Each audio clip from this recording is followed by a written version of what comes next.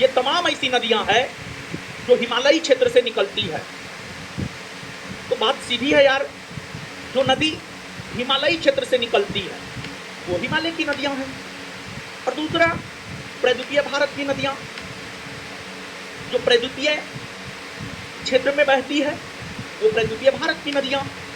और आप सब लोग जानते हैं कि प्रद्वीपीय भारत, दक्षिण भारत को हम लोग कहते हैं, दक्षिण भारत को हम लोग प्रद्वीपीय भारत कहते हैं।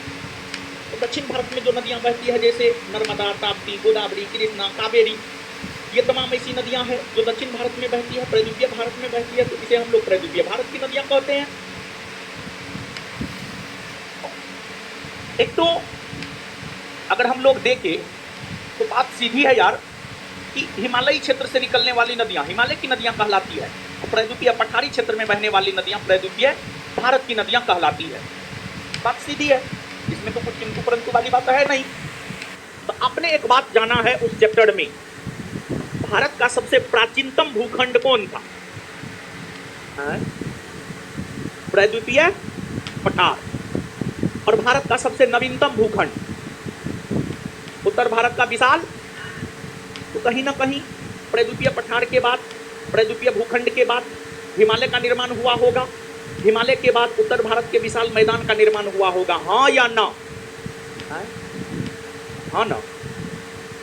तब तो प्रद्वीपीय पठार जो है सबसे प्राचीनतम भूखंड में आता है। तो आप हमको एक बात बताइए बाबू, कि प्रद्वीपीय पठारी भाग में बहने वाली नदियों का उम्र ज्यादा होगा या हिमालयी क्षेत्र से निकलने वाली नदियों का उम्र ज्यादा होगा? प्रद्वीपीय पठारी भाग में बहने वाली नदियों का उम्र ज्यादा होगा ना जी? तो क्या हम यहाँ पर यह बात कह सकते हैं कि जो हिमालय की नदियां हैं और जो प्रद्वीपीय भारत की नदियां हैं, इन नदियों में अगर हम लोग देखें तो जो प्रद्वीपीय भारत की नदियां हैं ये प्रौढ़ावस्था में है, प्रौढ़ावस्था में है, और जो हिमालय की नदियां हैं ये अपनी युवावस्था में है, युवावस्था में है, युवावस्था में है। ये यंग है, ये बूढ़ा हो गया है, समझ गए?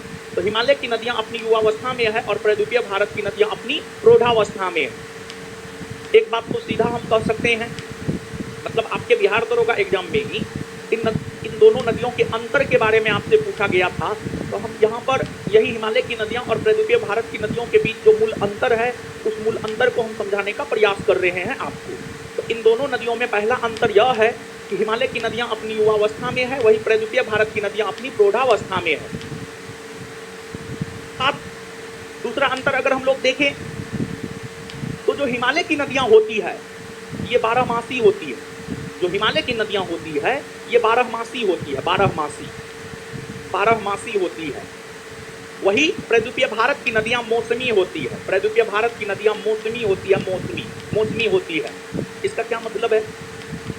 हिमालय की नदियां 12मासी होती है, इसका मतलब यह है कि हिमालय की नदियों में जो है 12 माह जल होता है, 12 माह। जैसे आप जहां पर बैठे हुए इसके ठीक थोड़ा उत्तर चल जाइएगा, 500 मीटर उत्तर चल जाइएगा तो आपको गंगा नदी मिल जाएगा। और गंगा नदी में आप देखिएगा सालों भर जल होता है, गंगा नदी में 12 माह जल होता है। कभी जल कम होता है, कभी जल अधिक होता है, लेकिन गंगा नदी में जल 12 माह होता है। इसका उदाहरण है गंगा नदी, आपके ठीक 500 मीटर उत्तर में गंगा नदी है। इस नदी में आप सालों भर जल देखिएगा, और गंगा नदी हिमालय की नदी है। तो 12मासी नदी उस नदी को कहा जाता है जिसमें 12 माह जल होता है। 12मासी नदी उस नदी को कहा जाता है जिसमें साल के 12 माह जल होता है। और 12मासी नदी को हम लोग सतत वाहिनी नदी भी कहते हैं या सदानीरा नदी भी कहते हैं। तो जो हिमालय की नदियां होती है वह 12मासी नदी होती है, उसमें सालों भर जल होता है, चाहे जल कम रहे या ज़्यादा रहे, चाहे जल कम रहे या ज़्यादा रहे, लेकिन उसमें 12 माह जल होता है। पहली बात। इसके बाद दूसरी बात यह है कि प्रद्वीपीय भारत की नदियां मौसमी हैं। देखिए, प्रद्वीपीय भारत की जो नदियां हैं, इन नदियों की अगर हम लोग बात करें तो इन नदियों में सिर्फ एक विशेष ऋतु में जल होता है, बाद बाकी समय ये नदियां सूख जाती है। प्रद्वीपीय भारत की नदियों में वर्षा ऋतु में जल होता है, वर्षा ऋतु में